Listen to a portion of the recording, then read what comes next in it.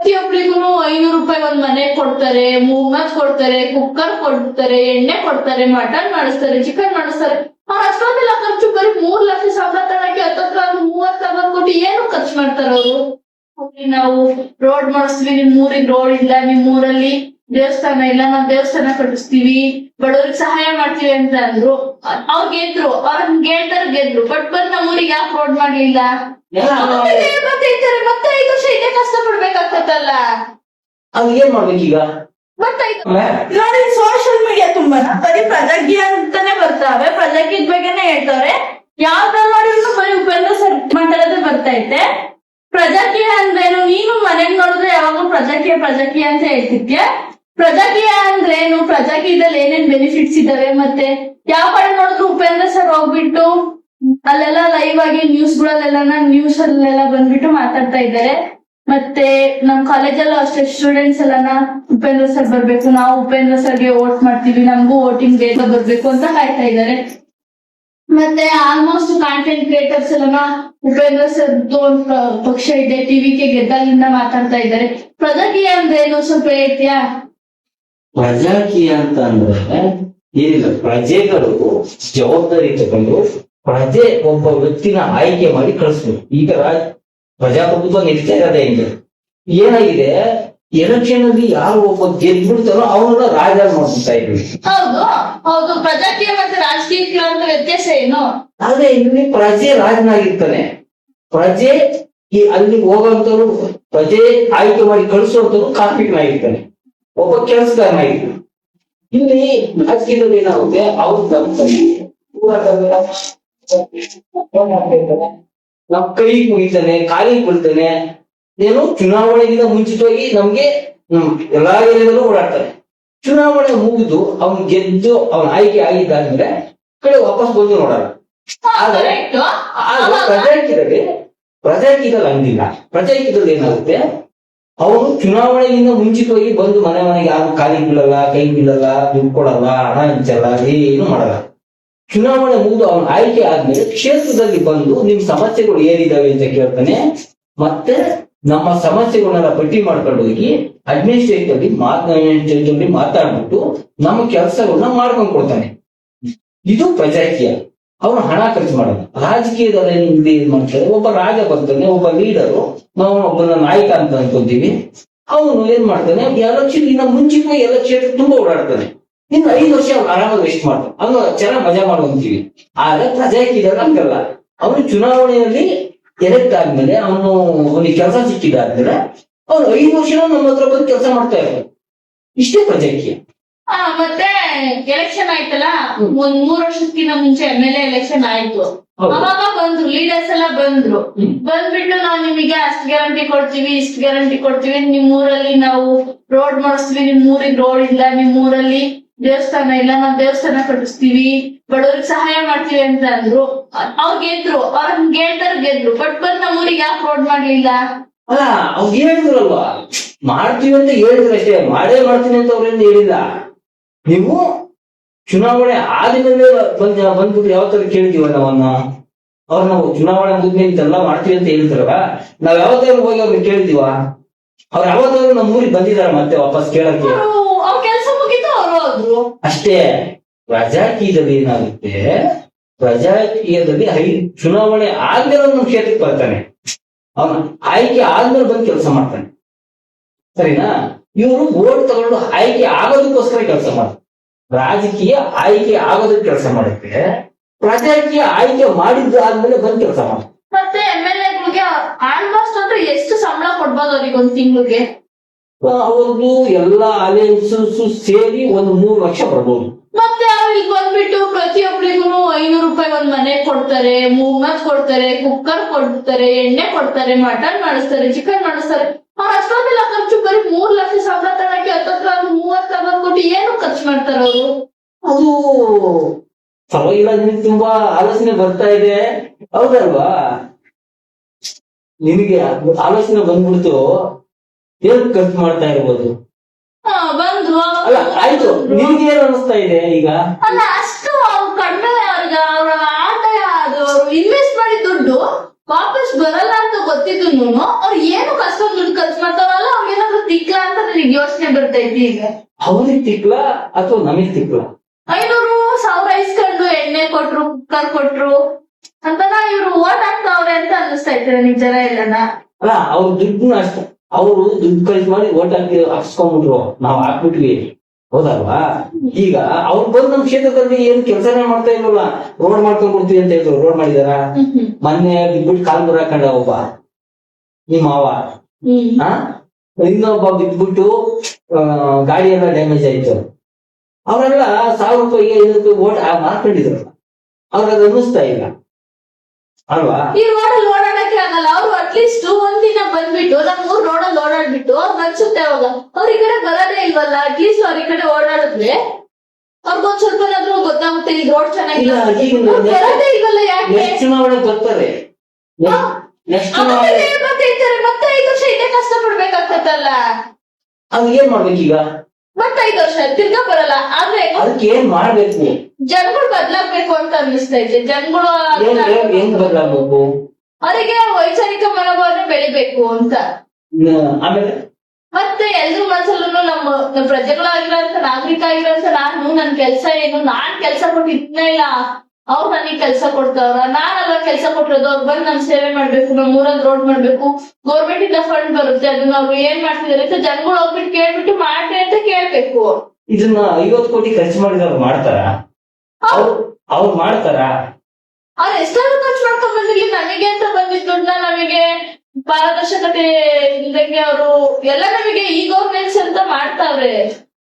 But ಅವ್ರು ಏನು ಈ ಗವರ್ನೆನ್ಸ್ ಅಂದ್ರೆ ಸಮಾಜ ಸರ್ಕಾರದಲ್ಲಿ ಏನೇನಾಗುತ್ತೋ ಅದನ್ನೆಲ್ಲನ ಜನಗಳಿಗೆ ಇದು ಪ್ರೆಸಿಡೆನ್ಸ್ ಎಲ್ಲ ಹೆಂಗೈತೋ ಹಂಗೆ ತೋರಿಸ್ತೀವಿ ಅಂತ ಈ ಗವರ್ನೆನ್ಸ್ ಅಂತ ಬಂದಿದೆ. ಆದ್ರೆ ಯಾರು ಜನಗಳು ಅದನ್ನ ಯೂಸ್ ಮಾಡ್ಲಾ, ಸೋಷಿಯಲ್ ಮೀಡಿಯಾದಲ್ಲಿ ಅದೆಲ್ಲ ಬಿಟ್ರು.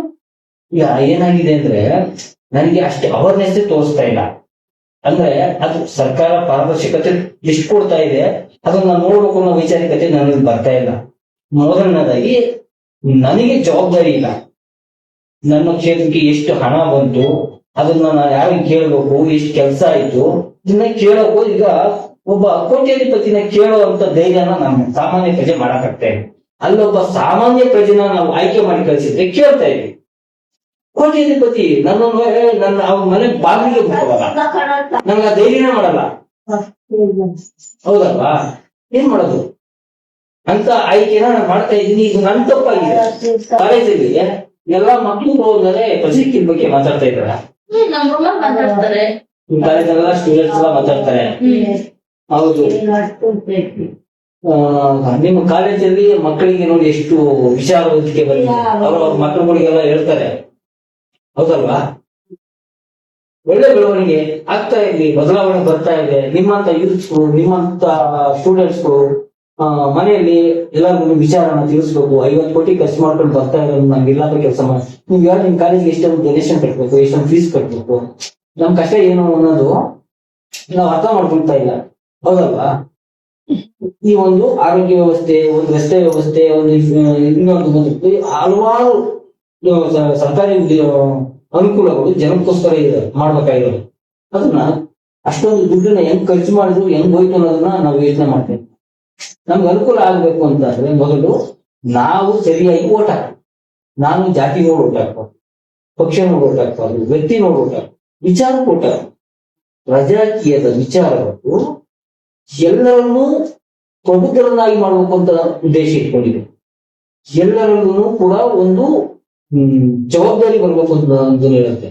ಒಂದು ಆರ್ಟ್ ಆಫ್ ಗವರ್ನೆನ್ಸ್ ತರಬೇಕು ಅಂತ ಹೇಳಿ, ಅಂದ್ರೆ ಅಕೌಂಟಬಿಲಿಟಿ, ರೆಸ್ಪಾನ್ಸಿಬಿಲಿಟಿ, ಟ್ರಾನ್ಸ್ಪರೆನ್ಸಿ. ಅದ್ರ ಜೊತೆಯಲ್ಲಿ ಒಂದು SOP ಇದೆ. ಆ ಕಾರ್ಮಿಕ SOP ಪ್ರಕಾರ ಕೆಲಸ ಮಾಡ್ತಾನೆ. ಮತ್ತೆ ನಾವು ಅವನ ಕೆಲಸ ಹೆಂಗಿದೆ ಅನ್ನೋದನ್ನ ಇವನು ಪರವಾಗಿಲ್ವಾ, ಸುಮಾರ, ಚೆನ್ನಾಗಿ ಮಾಡಿದಾನ, ಅವ್ನಿಗೆ ಇನ್ನೂ ಪ್ರಮೋಷನ್ ಕೊಡ್ಬೇಕ, ಎಲ್ಲವನ್ನೂ ಜನರ ಕೈಯಲ್ಲಿ ಇಟ್ಟಿರ್ತಾರೆ. ಅವರನ್ನು ಕೆಳಗಿಳಿಸುವಂತ ಅಧಿಕಾರನೂ ಕೊಡುತ್ತೆ ಪ್ರಜಾಕೀಯ. ಇವತ್ತಿನ ರಾಜಕೀಯ ವ್ಯವಸ್ಥೆಯಲ್ಲಿ ರೈಟ್ ಟು ರಿಕಾಲ್ ಇಲ್ಲ, ಆದ್ರೆ ಪ್ರಜಾಕೀಯದಲ್ಲಿ ರೈಟ್ ಟು ರಿಕಾಲ್ ನಾವು ಕೊಡ್ತೀನಿ ಅಂತ ಪಕ್ಷ ಹೇಳ್ತಾ ಇದೆ. ಆ ಪಕ್ಷದ ಮಾಲೀಕರು ಯಾರು? ಪ್ರಜಾಕೀಯ ಪಕ್ಷದ ಮಾಲೀಕರು ಮತದಾರರು. ಹಾಗಾಗಿ ಮತದಾರ ಏನ್ ಹೇಳ್ತಾನೆ ಅದನ್ನ ಪ್ರಜಾಕೀಯ ಮಾಡುದು. ನಾವು ಸರಿಯಾಗಿ ಕೆಲಸ ಮಾಡಿಲ್ಲ ಅಂತಂದ್ರೆ ಅವ್ರನ್ನ ಕೆಳಗಿಳಿಸುದು, ಅವ್ನು ರಿಸೈನ್ ಮಾಡಲೇಬೇಕು. ಅಂತ ವ್ಯವಸ್ಥೆ ಬೇಕಾ ಅಥವಾ 5 ವರ್ಷ ಆದ್ಮೇಲೆ 5 ವರ್ಷದವರೆಗೂ ಬರದೇ ಇರೋಂತ ವ್ಯವಸ್ಥೆ ಬೇಕಾ? ಚುನಾವಣೆಯ ಸಮಯದಲ್ಲಿ ಬಂದು 5 ವರ್ಷ ಆಗೋವಾಗಿನ ತಿರುಗಿ ನೋಡದೇ ಇರುವಂತ ವ್ಯವಸ್ಥೆ ಬೇಕಾ? 5 ವರ್ಷನೂ ಕ್ಷೇತ್ರದಲ್ಲಿ ಬಂದ್ಬಿಟ್ಟು ಕೆಲಸ ಮಾಡುವಂತ ಕೆಲಸಗಾರ ಬೇಕಾ?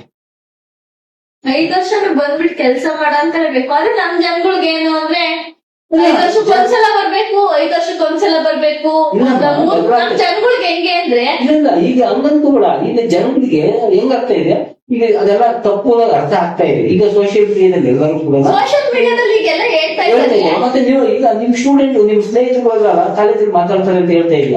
ಅಂದ್ರೆ ಈ ಪ್ರಬುದ್ಧತೆ ಬೆಳೀತಾ ಇದೆಯಲ್ವಾ, ಇದು ಬರ್ಬೇಕಲ್ವಾ, ಒಳ್ಳೆ ಬೆಳವಣಿಗೆ ಅಲ್ವಾ, ಆಗ್ಲಿ ಅದ್ ಬರ್ಬೇಕು. ಆದ್ರೆ ನಮ್ ಜನಗಳಿಗೆ ಇನ್ನ ಸ್ವಲ್ಪ ಜನದ ಮೈಂಡ್ ಸೆಟ್ ಹೆಂಗೈತೆ ಅಂದ್ರೆ 5 ವರ್ಷಕ್ಕೊಂದ್ಸಲ ಮಾತ್ರ ಬರ್ಬೇಕು. ನಮ್ ನಾಯಕರುಗಳು ಬಂದ್ಬಿಟ್ಟು ಅವ್ರ ರಾಜರಂಗಿರ್ಬೇಕು, ಬರ್ತಾರೆ 5 ವರ್ಷಕ್ಕೊಂದ್ಸಲ ಮಾತ್ರ ಬರ್ಬೇಕು. 5 ವರ್ಷಕ್ಕೊಂದ್ಸಲ ಬಂದ್ಬಿಟ್ಟು ನಮ್ ಕಾಲಿಗೆ ಬೀಳ್ಬೇಕು, ನಮ್ ಕೈ ಮುಗಿಬೇಕು, ನಮ್ ಓಟ್ ಹಾಕ್ರಿ, ನಾನ್ ಮಾಡ್ತೀನಿ, ಸುಳ್ಳು ಭರವಸೆಗಳನ್ನ ಕೊಡ್ಬೇಕು. ನೋಡ್ ಮಾಡ್ತೀರಾ ಈಗ? ಆಯ್ತು, ಈಗ ಯಾರಾದ್ರೂ ಬಂದು ನಿನಗೆ ವೋಟಿಂಗ್ ರೇಸ್ ಬಂದಿದ್ದಾದ್ಮೇಲೆ ನಿನ್ ಕಾಲಿಗೆ ಬಿದ್ದುಬಿಟ್ಟು ನಿನ್ಗೆ 500,000 ಕೊಟ್ಟು ನನ್ ಓಟ್ ಹಾಕು ಅಂತಂದ್ರೆ ನೀನ್ ಹಾಕ್ತೀಯಾ?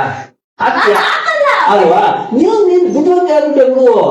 ಆದ್ರೆ ಜನಗಳಿಗೆ ಹೆಂಗೆ ಅಂದ್ರೆ ಜನರ ಬಗ್ಗೆ ಅಲ್ಲ, ನಿನ್ ಬಗ್ಗೆ ಫಸ್ಟ್ ನಂದಾಯ್ತು, ಮುಂದೆ ಅಷ್ಟೇ ಇಂಪಾರ್ಟೆಂಟ್. ಸರಿನಾ? ನಿನ್ಗೆ ಇದು ಸರಿ ಅಂತ ಅನ್ಸಿದ್ 4 ಜನ ಕೇಳು. 4 ಜನ ಕೇಳಿದ್ರೆ ಅದ್ರಲ್ಲಿ ಅರ್ಥ ಮಾಡ್ಕೊಳ್ಳೋರು ಅವ್ರ ಮೈಂಡ್ ಸೆಟ್ ಹೆಂಗಿರುತ್ತೆ ಅಂತ. ಇಲ್ಲ, ನೀನ್ ಹೇಳೋದಷ್ಟೇ ನಿನ್ ಕೆಲಸ. ಅರ್ಥ ಮಾಡ್ಕೊಳ್ಳೋದು ಬಿಡೋದು ಅವ್ರಿಗೆ ಬಿಟ್ಟಿದ್ದು. ಅವ್ರಿಗೆ ಅರ್ಥ ಆಗಿದೆಯಾ ಇಲ್ವಾ ಅನ್ನೋದನ್ನು ನಾನು ಅಳಿಯಕ್ ಆಗಲ್ಲ, ನಿನ್ ಕೈಲೂ ಅಳಿಯಕ್ ಆಗಲ್ಲ. ಅವ್ರಿಗೆ ಯಾವ ತರ ಬೇಕು ಅಂದ್ರೆ ಜನಗಳು ಇನ್ನ ಸ್ವಲ್ಪ ಜನಗಳು ಬದಲಾಗ್ಬೇಕು. ಇನ್ನ ಅವ್ರು ಎಷ್ಟೊಂದು ಬದಲಾವಣೆ ಇಲ್ಲಮ್ಮ, ಬದಲಾವಣೆ ನಿನ್ನ ಕಷ್ಟ ಬರ್ಬೇಕು ಅಷ್ಟೇ. ಈಗ ನಿನಗೆ ನೀನ್ ಓಟ್ ಹಾಕಲ್ವಾ, ನೀನು ಖಾಲಿ ಬಿಡೋರ್ಗೆ, ದುಡ್ಡು ಕೊಡೋರ್ಗೆ, ಜಾತಿ ಹೆಸರುಗಳಿಗೆ, ಧರ್ಮದ ಹೆಸರುಗಳಿಗೆ ಓಟ್ ಹಾಕಲ್ಲ ಅಷ್ಟೇ. ಬೇರೆ ಏನಾದ್ರು ಸ್ವಲ್ಪ ಡೌಟ್ ಇದೆಯಾ? ಇಲ್ಲ, ಏನು ಡೌಟ್ ಇಲ್ಲ. ಓಕೆನಾ? ಬಟ್ ಜನಗಳೆಲ್ಲ ಬಟ್ ಬಿಟ್ಬಿಡು ನೀನ್ ಇಷ್ಟೇ ಹೇಳು. ಈಗ ನೀನು ಏನಾಗುತ್ತೆ ಗೊತ್ತಾ, ನೀನು ವಿಚಾರ ಹೇಳ್ಬೋದಷ್ಟೇ ಅಲ್ವಾ? ನಿನ್ನ ಓಟನ್ನ ನೀನ್ ಹಾಕ್ಬೋದು, ನನ್ನ ಓಟನ್ನ ನಾನ್ ಹಾಕ್ಬೋದು ಅಲ್ವಾ? ನಿನ್ನ ಓಟ್ ನಾನ್ ಹಾಕಕ್ಕಾಗತ್ತಾ? ನನ್ನ ಓಟ್ ನೀನ್ ಹಾಕಕ್ಕಾಗತ್ತಾ? ಆಗಲ್ಲ. ಅಷ್ಟೇ. ಏನು ಅಂದ್ರೆ ಅವ್ರ ಓಟ್ ಅವ್ರು ಹಾಕ್ತಾರೆ, ಅವ್ರಿಗೆ ಅರ್ಥ ಆಗಿರುತ್ತೆ. ಅದನ್ನ ಇನ್ನೊಬ್ರಿಗೆ ಹೇಳಿ, ಇದು ಹಿಂಗೆ ಹೋಗ್ಲಿ. ಮೊದಲು ಹಣ ಖರ್ಚು ಮಾಡಿ ಚುನಾವಣೆ ಮಾಡೋದನ್ನ ನಾವು ನಿಲ್ಲಿಸ್ಬೇಕು. ನಾವು ಹಣ ತಗೋಬಾರ್ದು, ಮತ್ತೆ ಹಣ ಇಸ್ಕೊಂಡು ಓಟ್ ಹಾಕ್ಬಾರ್ದು, ಹಣ ಕೊಡೋರ್ಗು ಓಟ್ ಹಾಕ್ಬಾರ್ದು. ನಾನ್ ಇಸ್ಕೊಂಡಿಲ್ಲ ಅಂತಂದ್ರೆ ಹಣ ಹಂಚ್ತಾ ಇರೋ ಪಾರ್ಟಿಗೂ ಓಟ್ ಹಾಕ್ಬಾರ್ದು. ಒಬ್ಬ ಇಂಡಿಪೆಂಡೆಂಟ್ ಬರ್ಲಿ, ಪ್ರಜಾಕೀಯನೇ ಅಂತಲ್ಲ, ಯಾವುದೇ ಒಬ್ಬ ಇಂಡಿಪೆಂಡೆಂಟ್ ಬರ್ಲಿ, ಹಣ ಹಂಚ್ಬಾರ್ದು. ಅವ್ನ ವಿಚಾರಕ್ಕೆ ಅವನು ವೈಯಕ್ತಿಕ ಯಾವ ತರ ಕೆಲಸ ಮಾಡ್ತೇವಾ, 5 ವರ್ಷದವರೆಗೂ ನಮ್ ಜೊತೆ ಕನೆಕ್ಟಿವ್ ಆಗಿ ಇರ್ತೀಯಾ, ನಮ್ ಕ್ಷೇತ್ರದಲ್ಲಿ ಓಡಾಡ್ತೀಯಾ, ನನ್ನ ಸಮಸ್ಯೆಗಳನ್ನ ಕೇಳ್ತೀಯಾ, ನನ್ ಹೆಂಗ್ ಸಿಗ್ತೀಯಾ, ನಾನು ನಿನ್ನ ಹೆಂಗ್ ಭೇಟಿ ಮಾಡ್ಬೇಕು, ನಿನ್ ಮನೆ ಹತ್ರ ಬಂದ್ರೆ ವಾಚ್ಮನ್ ಹೊರಗೆ ಕಳಿಸ್ತಾನ, ಇವನ್ನೆಲ್ಲ ಕೇಳೋದು ಅಲ್ವಾ? ಇದೆ ಇಷ್ಟೇ ಪ್ರಜಾಕೀಯ. ಪ್ರಜಾಕೀಯಕ್ಕೂ ರಾಜಕೀಯಕ್ಕೂ ಅಂತ ದೊಡ್ಡ ವ್ಯತ್ಯಾಸ ಏನಿಲ್ಲ. ಅಂದ್ರೆ ಈ ಅಡ್ಮಿನಿಸ್ಟ್ರೇಷನ್ ಏನಿದೆ ಅದು ಹಿಂಗೆ ಇರುತ್ತೆ, ಅದು ಜವಾಬ್ದಾರಿಯುತವಾಗಿರುತ್ತೆ. ಅಡ್ಮಿನಿಸ್ಟ್ರೇಷನ್ ಏನ್ ಬೇರೆ ಚೇಂಜಸ್ ಆಗಲ್ಲ, ಪ್ರೋಸೆಸ್ ಎಲ್ಲ ಹಿಂಗೆ ಇರುತ್ತೆ. ನಾವು ಒಬ್ಬ MLA ಹೆಂಗೆ ಎಲೆಕ್ಟ್ ಮಾಡ್ಬೇಕು, ಓಟ್ ಹಾಕಿ ಎಲೆಕ್ಟ್ ಮಾಡ್ಬೇಕು, ಹೌದಲ್ವಾ? ಆ ಪ್ರೋಸೆಸ್ ಎಲ್ಲ ಹಂಗೆ ಇರುತ್ತೆ, ಬದಲಾವಣೆ ಏನಿಲ್ಲ. ಅಂದ್ರೆ ಜನ ಸ್ವಲ್ಪ ಜವಾಬ್ದಾರಿ ತಗೊಂಡಾಗ ಅವ್ರು 5 ವರ್ಷ ಬಂದಿದ್ದು ಕೆಲಸ ಮಾಡ್ತಾರೆ, ಅವ್ನು ತಗೊಳ್ಳೋ ಸಂಬಳ ಕೆಲಸ ಮಾಡ್ತಾರೆ. ಅವ್ರಿಗೆ ಬರೋ ಅಂತ 1 2 ಲಕ್ಷ 3 ಲಕ್ಷ ಆಲೆನ್ಸು ಸಂಬಳ ಎಲ್ಲ ಸೇರಿಬಿಟ್ಟು ಅಷ್ಟು ತಗೊಂಡು ಅದು ಕರೆಕ್ಟ್ ಆಗಿ ಕೆಲಸ ಮಾಡ್ತಾರೆ. ಯಾವನಾದ್ರೂ ಒಬ್ಬ ಕೋಟ್ಯಾಧಿಪತಿ ಬಂದ ಅಂತಂದ್ರೆ ನಾನು ಕೇಳೋಕೆ ನನಗೆ ಧೈರ್ಯ ಮಾಡಲ್ಲ. ಸಾಮಾನ್ಯ ಪ್ರಜೆ ಅಂತ ನಾನು ಕೇಳೋಕೆ ಧೈರ್ಯ ಮಾಡ್ತೀನಿ. ನಾನ್ ಬಡವ, ನನ್ ಕೈ ಕೇಳಕ್ ಆಗಲ್ಲ ಅವನ್ನ. ಕೋಟ್ಯಾಧಿಪತಿ ಆ ಭಯ ಇರುತ್ತೆ ನನಗೆ. ಈ ಬದಲಾವಣೆ ನಮ್ಮಲ್ಲಿ ಆಗ್ಬೇಕು, ಇಷ್ಟೇ ಪ್ರಜಾಕೀಯ ಅಂದ್ರೆ. ಇನ್ನು ಏನಾದ್ರು ಹೇಳ್ಬೇಕಾ? ಏನಿಲ್ಲ. ಅರ್ಥ ಆಯ್ತಾ? ನಿಮ್ ಸ್ನೇಹಿತರುಗಳಿಗೆಲ್ಲ ನೋಡಿ, ನಿಮ್ ಸ್ನೇಹಿತರು ಬುದ್ಧಿವಂತರು ತುಂಬಾ ಜನ, ನೀವೆಲ್ಲ ಯೂತ್ಸು ಎಲ್ಲ ಚೆನ್ನಾಗಿ ಮಾತಾಡ್ಕೋಬೇಕು ಮುಂದಿನ ಬದಲಾವಣೆ. ಯಾಕೆಂದ್ರೆ ನಮ್ ತಾತ, ನಮ್ಮ ಅಪ್ಪ, ನಮ್ಮಮ್ಮ, ನಮ್ ತಾತ ಅವರೆಲ್ಲ ಮುಂಚೆ ತಪ್ಪು ಮಾಡಿದ್ರು. ಇವತ್ತು ನಾವ್ ಇಂಥ ವ್ಯವಸ್ಥೆನಾಗಿದ್ದೀವಿ, ಸರಿನಾ? ಇವತ್ತು ನಾವು ಅದೇ ತಪ್ಪು ಮಾಡಿದ್ರೆ ಇವತ್ತು ನೀವು ಅದನ್ನ ಅನುಭವಿಸ್ತಾ ಇದ್ದೀರಾ. ನೆಕ್ಸ್ಟ್ ನಾವು ಮಾಡಿದ, ನಮ್ ತಂದೆ ತಾಯಿಯವ್ರು ಮಾಡಿದ್ದು, ನಮ್ ಹಿಂದಿನವ್ರು ಮಾಡಿರುವಂತ ತಪ್ಪನ್ನ ನೀವು ಮಾಡಿದ್ರೆ ಮುಂದೆ ನಿಮ್ಮ ಮಕ್ಕಳು, ಅವ್ರ ಮಕ್ಕಳು ಅವರೆಲ್ಲ ಇಂಥ ವ್ಯವಸ್ಥೆ ಮೇಲೆ ಬದುಕಬೇಕಾಗುತ್ತೆ. ಅವ್ರು ಬೈಕಂತಾರ ಹೊತ್ತು ನಮ್ ತಂದೆ ತಾಯಿ ಎಂತ ತಪ್ಪು ಮಾಡಿದ್ರು, ಇಂಥ ವ್ಯವಸ್ಥೆ ನಮ್ಗೆ ಕಟ್ಕೊಂಡ್ಬಿಟ್ಟವ್ರು ಅಂತ ಬೈಕಂತಾರೆ, ಹೌದಲ್ಲ? ಹಾಗಾಗಿ ವ್ಯವಸ್ಥೆ ಬದಲಾಯಿಸೋದಕ್ಕೆ ನನ್ನ ಒಂದು ಸಣ್ಣ ಪ್ರಯತ್ನ, ಇನ್ನೂ ಒಂದು ಸಣ್ಣ ಪ್ರಯತ್ನ, ಇಷ್ಟೇ. ಪ್ರಜೆಗಳಿಂದ ಪ್ರಜಾಕೀಯ, ಪ್ರಜೆಗಳಿಗಾಗಿ ಪ್ರಜಾಕೀಯ, ಪ್ರಜೆಗಳಿಗೋಸ್ಕರ ಪ್ರಜಾಕೀಯ, ಮಟ್ಟ